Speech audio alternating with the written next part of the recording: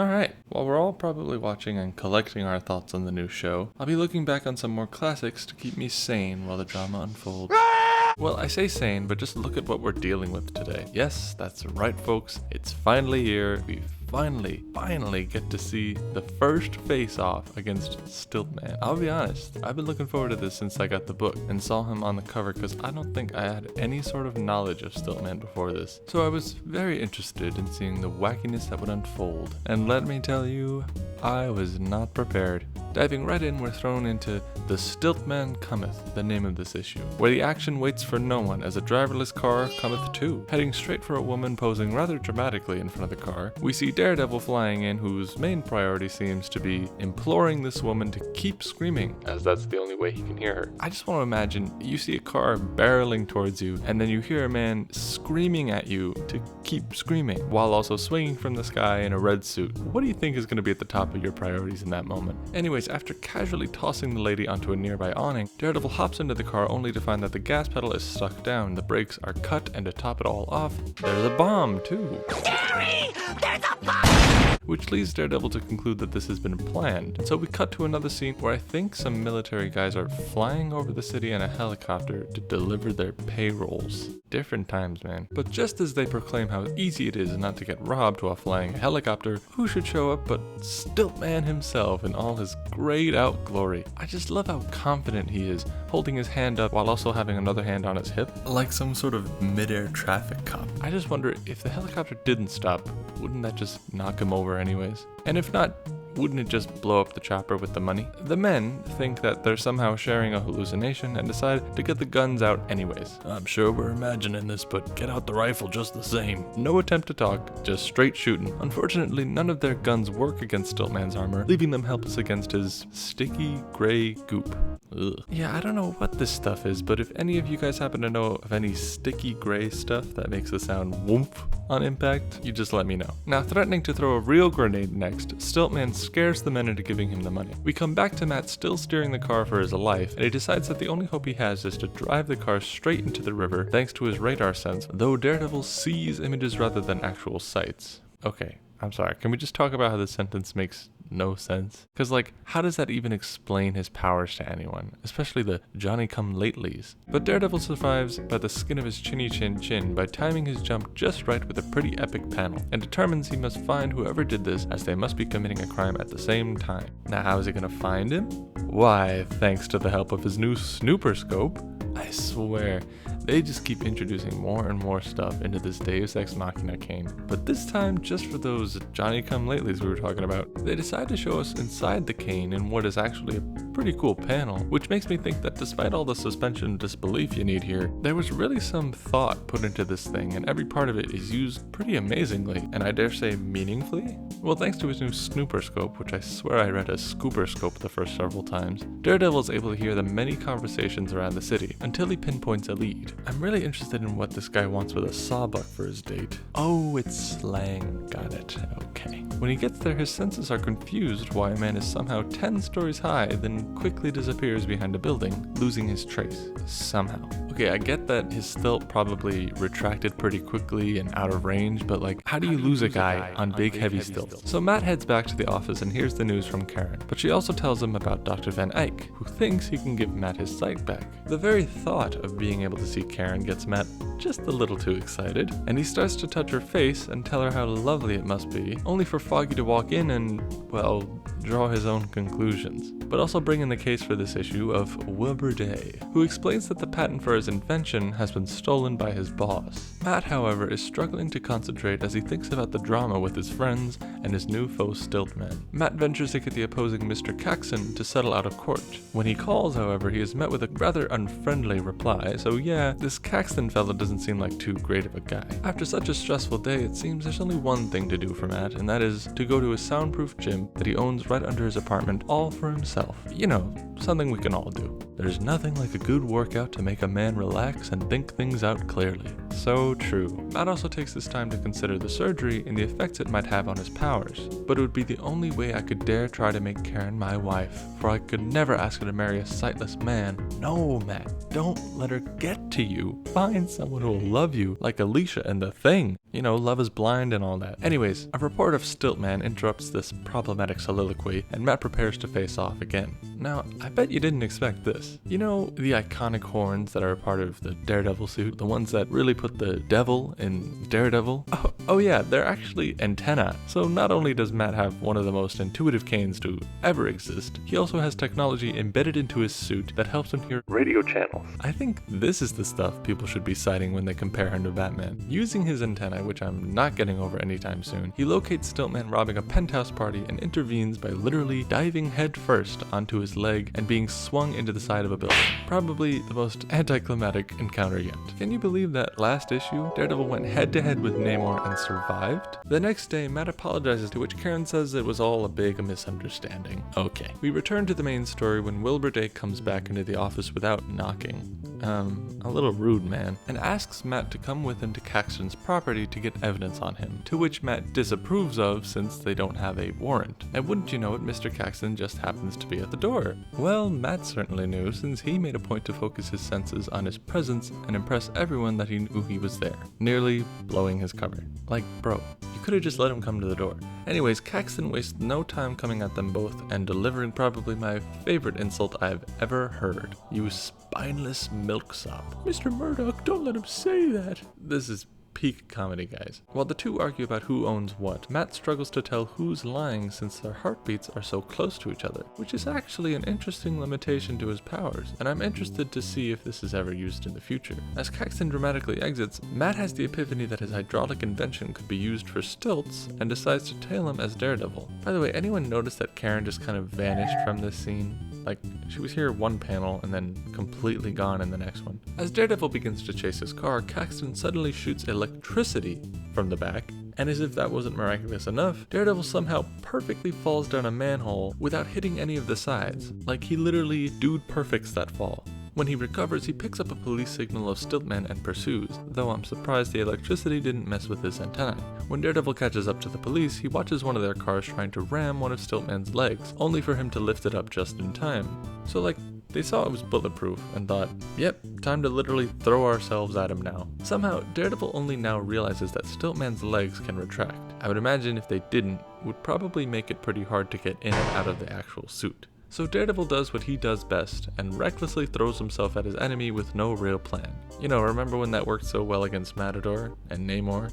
No. Yeah, I don't. So this leaves Daredevil falling to his doom once again, and he grabs onto one of the stilts for dear life, deciding he's in a good place to attack again. What he doesn't count on is Stilt-Man being able to grease his legs on command. I'm sure somebody would enjoy that. Dropping Daredevil into the river, making yet another miraculous landing for him. Daredevil wonders, how can anyone cope with the power of those hydraulic legs, as Stilt-Man chortles away, congratulating himself as the master of his stilts.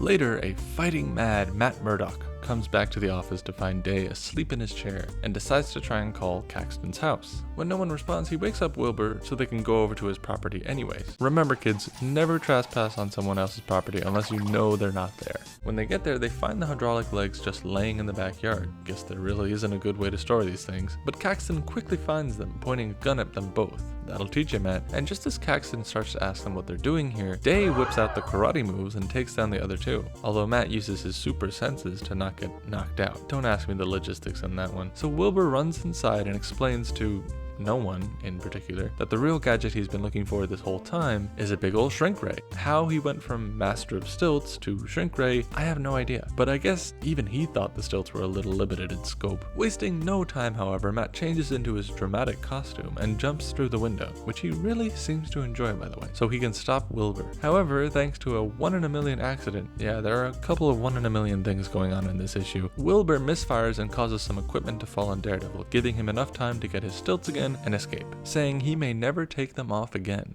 I mean, I'm glad to hear he's built a strong relationship to these things. Daredevil runs out to give chase, packing heat, only for it to be shrunk into nothingness before his eyes. Daredevil is then left frantically dodging the ray until Stilt-Man tires and flees. Unable to keep up on foot, Daredevil hops on the top of a train, not being able to help but mention that if he could see, he'd be scared stiff. I'm beginning to doubt the legitimacy of the Man Without Fear title. Daredevil times his jump perfectly to use his cable to nab the ray, away. But just as he grabs it, Stilt-Man pulls the trigger, and as it falls, it gets directed towards him, and he is shrunk into nothingness before Daredevil can do a thing. You know, it's an ending that actually has quite a Twilight Zone type of eeriness to it, which makes me feel a little bad for the guy. Crying for help, not knowing any way to reverse the effect of the stolen device, and even Daredevil with his heightened senses can't hear him anymore. Anyways, Daredevil does assure us that nothing can completely be erased, so maybe there's hope we'll see our friend Stilt-Man again, somehow. Anyways, Matt returns to his office to find Caxton ranting and raving until Matt tells him that Wilbur has in a way dropped the charges altogether, and Caxton swiftly becomes content.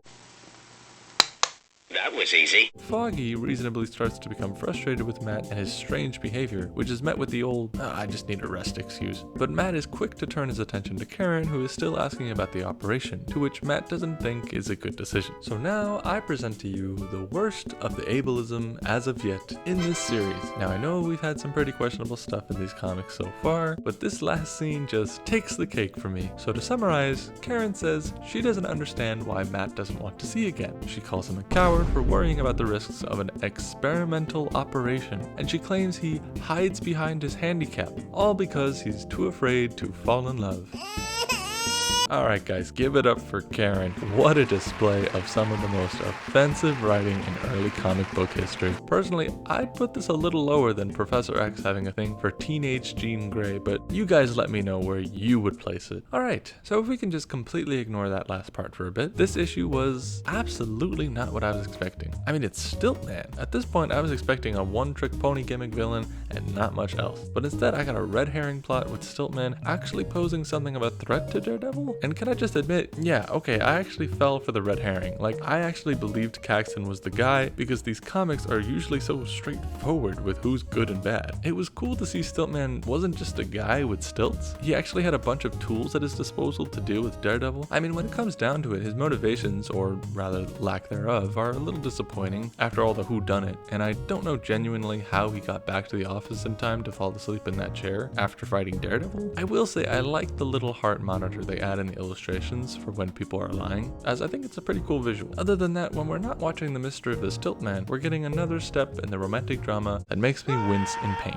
So nothing new there. And yeah, I would say this is definitely the worst of it so far. Overall, a fun issue with a handful of problems, but a fun little introduction to Stilt-Man himself. And I gotta say, I was pleasantly surprised by the story I got for this guy, and I hope we see him again soon. So speaking of seeing, our next issue takes us up on the prospect of Matt getting that eye surgery, a tale you will never forget. I mean, from what I've witnessed as a beginner level Daredevil fan, I don't see this one getting brought up in modern discourse, so this may not be true. I'll start by saying I find this cover pretty neat, giving the sense of a movie poster, really selling us on the grandiosity of this one. I mean, I find it odd that in showing all the little scenes from the story, they already tell us that Daredevil gets the better of this night guy who's supposed to be the main villain. So let's jump right in, as Daredevil gets the jump on some guys hijacking a boat. Not the first scenario I thought we'd find him in, but the man is dedicated to justice. He gets most of the job done until he gets shot in the shoulder and falls in the water before the Coast Guard arrives. In these first 2 pages, one might notice that Daredevil seems a little more chatty than usual. I know in these early issues we've seen him indulge in a bit of banter, but I promise you in this issue, if Daredevil is in a panel, there is a 75% chance he is spouting a one-liner. Actually, you know what? Make that 90%. I'm not kidding. Matt later on meets with Karen, who is still asking about that darn eye operation, but apparently the doctor she thought could help actually moved to a place called Lichtenbad. Really? They just straight up have the word bad in it. I mean, I know we have characters like Dr. Doom running around, but like this is a whole state. As they walk on the corner, Karen pines in her head some more while Matt continues to disbelieve the very idea that they could ever be together. Oh, but get this. Contrary to what was said in the last issue, which if you're like me reading these all consecutively was 3 pages ago, Karen just wants him to see for his own sake, not because she thinks he's a coward. No, see, she's good, guys. She's a good person. The gang discusses the arrival of Lichtenbad's ruler, who comes to visit New York, a man named Klaus Kruger, who went to school with Matt and Foggy, and Karen actually phoned up to come over since the eye specialist is in his country, which I guess that's just how it works. This surprises Matt for sure, but only because the guy is acting all friendly now when he was never that way before. When Matt asks about Dr. Van Eyck and going to Lichtenbad, he notices that Kruger is hiding something, so Matt goes to find out what, since as we all know, Daredevil is known to love mysteries. I'm sure he owns a Braille male version of Sherlock Holmes somewhere. So the next day, Matt takes off with Kruger, saying goodbye to Karen specifically. Really rubbing it in Foggy's face there, guys. Leaving Foggy to affirm to himself that she loves Matt and not him. This causes Foggy to resent Matt and hope the surgery doesn't go well, so Karen will marry him instead. God, and just as I was feeling bad for him, the ableism has already spread to Foggy. Meanwhile, Matt's flight leaves him no room to doubt that he's walking into a bad situation. From Kruger's cold countenance on the plane to the imposing prison-like aura of the state itself. To top it all off, when they finally get off the plane, Kruger is immediately met with an assassination attempt that he insists on dealing with himself, with a good old action movie karate chop and the protection of a bulletproof vest, which lines up with Matt's overwhelming feeling that he gets of the public's hatred for Kruger. I just can't get over how over-eager this guy is to deal with the assassin. Like, he's pushing in line to get his turn on the merry-go-round. It's so funny to me. When Matt meets Dr. Van Eyck, he can't get an answer from the doctor since Kruger has ears everywhere. But thanks to Matt's supple ears, hey, if they can do it, so can I. He hears the agony of the people throughout the land, so he sets out as Daredevil later that night to investigate. He finds that the guards that are everywhere are actually robots, who easily overpower the people. Daredevil follows the guards back to the main fortress, leaping and bounding over the drawbridge all with one arm, which I'm pretty sure that would be hard for like an Olympian to do, but sure, okay. As soon as he lands on the other side, he is met with Kruger, who it seems has wasted no time putting on his Sunday best, and as he looks at Daredevil's getup, he assumes he must be the leader of the revolution, so he sicks his guards on him. In the commotion, Daredevil shoots a gas projectile at him, which looks a lot more like a rifle going off, and Kruger whips out a force field? I mean, it kind of makes you wonder what the point of the drawbridge is, but before Daredevil can react, one of the guards hits him in his injured arm, and another takes him down, which allows Kruger to take him into his dungeon he's so proud of. Naturally, because of his massive ego, Kruger doesn't feel he needs to unmask Daredevil, which is very convenient, and finds time in his schedule to explain that he's kidnapping the world's greatest minds to all work for him, including Matt Murdock. The end goal? Well, why don't you take a guess? Is it A, because his economy could really use the help? Is it B, because he's really passionate about education? Is it C, he wants a really big tea party? Or is it D, world conquest? No, please, take your time with that one, and I'll get back to you. Wasting no time, Daredevil escapes by moving his chains to the top of the pole and leaping off with a few somersaults to boot. As for why they would lock him to a pole after seeing him leap over the drawbridge is beyond me. Daredevil quickly enacts his escape plan for him and everyone else in the prison, all the while being probably the sassiest I've ever heard a superhero, with the way he has a wisecrack for every remark and question one of them has for him. My favorite is, why do you pause on the stair that way? I thought it was a bus stop, why else? Like, damn bro, he's just a little curious. You're doing all these crazy things in front of him. I feel like these are reasonable things to ask. Fortunately, Daredevil gets everyone out without a scratch and even gets back at those robots for his poor widow arm. Daredevil changes back into Matt Murdock just in time to find Dr. Van Eyck for that eye exam he had forgotten about. While that happens, we cut back to Karen and Foggy, where Karen is still longing for Matt to return, enraging Foggy so much he breaks his mirror. The love triangle is getting tense, guys. Okay, if I had to weigh in on all this, I would say that I feel bad for Foggy at least, although he's really not handling it all that well. Since, you know, he actually made his move on Karen and yet she still pines for Matt, even though they haven't spent as much time together, and instead of anyone actually talking about any of this, Karen and Matt just become less subtle about their feelings right in front of Foggy, which is a really jerk move. Okay, getting back to the plot. Van Eyck pretends to examine Matt so he can implore him on escaping, but is quickly caught and locked up by more guards because they are listening in. Why he forgot about this and completely ignored it this time, I don't know. So back out Daredevil goes to take on Kruger for a second time. Kinda like that name or issues deal where we have plot happen between rounds, all the while another conveniently timed revolution in the background. So to help the people, Daredevil utilizes his mortar projectiles, which are bombs? Thankfully they help take out some guards, so Daredevil can go after Kruger uninterrupted, which by the way is just what Daredevil's been busting to do. But can we just talk about the fact that he's using bombs in his cane? Bombs. He's using bombs. Okay, anyways, Daredevil leaps into the castle meeting his foe once more in his throne room, only to use his famous Daredevil lunge, which he clearly has not learned from since his fight with Matador, Namor, and now Stilt-Man. We get it, Daredevil, you're daring, but that doesn't mean you have to be stupid too. Well, because the poor guy hasn't learned his lesson, he's met with a sharp shield bash that gets a hoo boy out of him, which I just find really funny. Oh yes, and while Kruger takes his time to monologue, I should like to congratulate all those who guessed world conquest as his big goal. Your reward this time is I will give you the number of jokes Daredevil has made in this one issue. This includes pop culture references, insults, and wisecracks. That number is 46.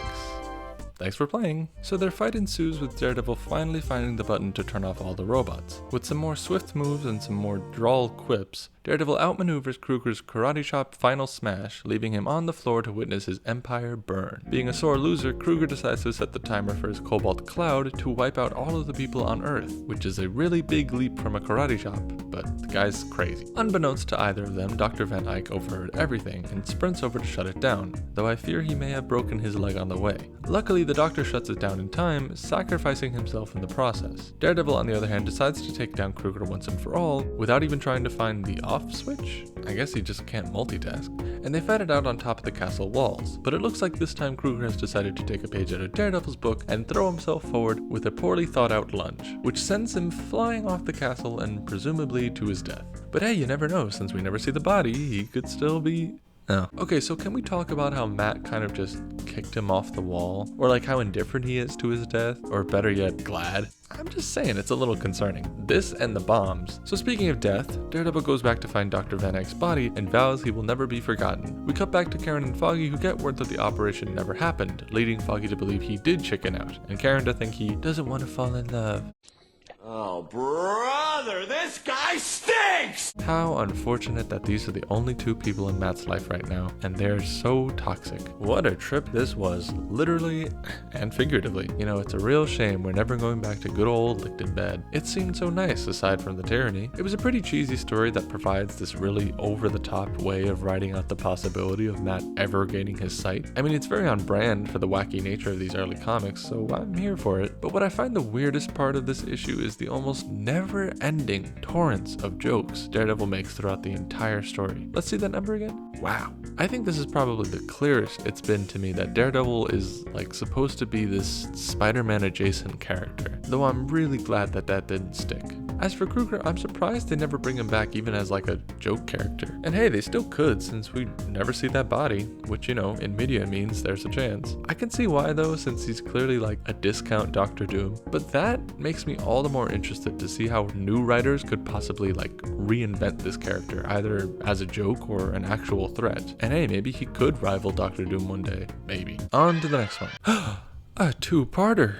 Alright, so we have reached the last two stories in the mighty Marvel Masterworks I got for the beginning of my Daredevil journey. And just to keep the surprises coming, this is the first story not actually written by Stan, but by Wally Wood, who's been doing the art the entire time. I think it's really sweet to see Wood's art not only come along, but to see him take on a story too. As they explain in the blurb of the inside of this cover, this is going to be Daredevil's first mystery story, or attempt at a mystery story. And they encourage us, you and me, to try and figure out the identity of the big bad for this issue, the Organizer, whose costume seems very lackluster, next to his animal-themed henchmen here. As for those henchmen, we go right into a prison break where a villain, Catman, oh man, DC's gonna be mad, uses a very funny-looking dreidel to black out the prison so he can use his infrared cat eyes to recruit a man named Monk Kiefer. Yeah, I can't believe that's a real sentence I just said. After this, we see the rest of the recruitment process, which seems to be far easier, as the Organizer himself makes contact with the rest. He gives them all a meeting place to get their new animal costumes that happen to resemble what they actually look like. Very funny. So Organizer's plan is to unleash a crime wave to undermine the city's government. Listen guys, I know these were different times, but when your scheme is to steal from the rich and rattle the American government, how bad are you really? Once he's done that, naturally he'll be the one to take over. Gee, where have I seen this plan before? We finally get back to our hero Matt, with Karen telling him about the ongoing thefts, until Foggy comes in feeling very good about himself. It turns out Foggy's been nominated to be district attorney by a third party. Matt reasonably questions this mysterious third party, but considering the state of their friendship right now, I feel like I should be surprised Foggy takes it not so well. Despite this, Foggy still really wants them to come to this yacht party he was invited to. Woo! So Matt and Karen head over to the party where they are met with many faces that Matt only hopes he can remember, because, you know, throwing information at the viewers is what makes a good mystery, you know. Foggy himself meets up with his high school sweetheart Deborah Jones, who Karen makes a point of being introduced to. Please don't tell me this is supposed to be jealousy, because I will flip out. Even Matt can't believe it. Apparently these guys party hard, so they're here on this yacht until evening, where Matt detects the radio signals of the Frogmen, whose spear is deflected by Matt's Mr. Magoo routine. When he drops overboard, report, he casts off his party clothes to reveal he's been wearing his Daredevil suit this whole time. So did he put the suit on when he put the tux on? Because he definitely wasn't wearing it before. And why did he decide to put it on now? Anyways, Daredevil takes on the frog in the water, which could probably go better now that he isn't facing a superpowered nut job, or at least it might have if he didn't pull out a grenade. Yeah, Daredevil is dead here. He's just dead. No, Matt is fine, and during the confusion he returns to the party where one of the men we met earlier, Abner Jones, concludes they tried to kill him for running for mayor. The next morning the organizer decides to keep the crime coming and sends Hawk to rob the Reform Party, where Daredevil conveniently decided to stake out after the party. Daredevil, where did you come from? You know, it's a good question. Yet again, another criminal escapes, so Daredevil is 2 for 2 despite having faced Namor, who can both swim and fly. So you got me. Anyways, Daredevil is left trying to put what pieces he has together for this mystery, like how Foggy fits into all of this, although he seems to be preoccupied with Deborah. At that time, Organizer decides it's time to get rid of Daredevil for messing with their scheme, so he decides to set a trap where Daredevil thinks someone is locked in a bank vault, and using his radar sense he lines up the tumblers, or whatever they are, to open the lock, revealing Catman, the Marvel one, the other one? Who gasses Daredevil, leading him to inadvertently help them. Yes, before Kingpin, we had the Organizer using men in furry costumes to frame Daredevil, which leaves Daredevil running from the police this time. Truly groundbreaking stuff. Foggy, in the meantime, is all too pleased to boast about how the polls are looking good for him, while Karen wonders a really rather awful sentiment. Do I really care for Foggy after all? When he invites her to a party he's going to with Deborah, she can only wonder if Matt is going. Stop it, please, I beg you! So at this party, the organizer plans to influence individual members while we see some of them already starting to leave due to Jonas trying to benefit from the crime wave. The furries then go in to kidnap Deborah while Daredevil is only able to take down Catman and letting the police question him. And before the ape can carry out Organizer's will to neutralize him before he reveals anything, Daredevil flies in to snatch the grenade and throw it this time. I don't know what their penchant is for grenades, but Daredevil has had enough. So Daredevil gives chase to the ape, but strategizes in letting him think he beat him in a fight so he can follow him to their headquarters. When he gets there, however, he discovers that Deborah has really been working with the group the whole time and has been playing Foggy. How many hard knocks can that poor fella take? Another good freaking question, man. We end part 1 with Birdman zeroing in on our hero without his notice, and that also does it for Wally's writing, as Stan takes over right after. He didn't want to resolve his own cliffhanger? And you know what? It really wasn't that bad considering all we've seen so far. Hey, at least Daredevil's not making a joke every other panel, so I'm happy. But in case the cliffhanger was a little too suspenseful for you, part 2's cover literally shows Daredevil beating Birdman. So there goes that. Well, we jump right in where we left off with Birdman attacking Daredevil on the ledge, who makes it look like he might have fallen to his death, but actually crashes through the building window. Remember when he had the courtesy to break his own window? Now he goes around breaking random ones and won't even pay for it. Truly how he has fallen. Literally. Meanwhile, the animal gang tie up Deborah again to try and fool Daredevil. He comes to save her, but follows her thinking she'll lead him to the organizer. Instead, she just goes back to Foggy to keep playing him. Matt later returns to the police station to hear Catman's confession about the Reform Party, and instead of telling Foggy this because he feels bad for him, he just says he has a bad feeling about the Reform Party still. You know, I feel like if you just give him the facts here, it wouldn't make him feel as bad as trying to rain on his parade and challenge him to help you set a trap. I think everyone in this office is just toxic. So they go to the 3 main candidates in the Reform Party to tell them of their trap, where they have evidence of the organizer's identity. Later that night, the 3 amigos are walking while Matt just can't seem to tell anyone's heartbeats apart in this one page, that being from the candidates to his own friends, and he still wonders who Karen has feelings for. But as they approach the office, Matt can sense someone going through their stuff and pretends to fall over so he can scare them away and prove to Foggy that he was being played. The next day, the 3 try to survey the candidates to no avail, leaving it to Daredevil to actually do something about it. So he returns to Deborah's apartment to find the organizer trying to get her to take out the mayor, to which she refuses, giving Daredevil the perfect chance to enlist her in his own plan. Our guy is just feeling super schemy this issue, isn't he? He gets her to send Frogman to the mayor's mansion, where Daredevil can jump him and take his costume. He drops the real Frogman off at the police station in his costume to not only provide a frequency for them to tune into, but fool the organizer into thinking Daredevil was taken out. He makes his way to the headquarters, which I can only assume Deborah told him about because how he knows this is never explained, and records the meeting for the police to hear, him saying he's gonna press a button. Yeah, I'm not really sure what the big win was here. They argue and he's thrown down a trap door. I mean, this doesn't really help the police identify who they are. I mean, he admits that he interfered with the Reform Party, but that's like before the police decide to televise the whole thing for the city for some reason.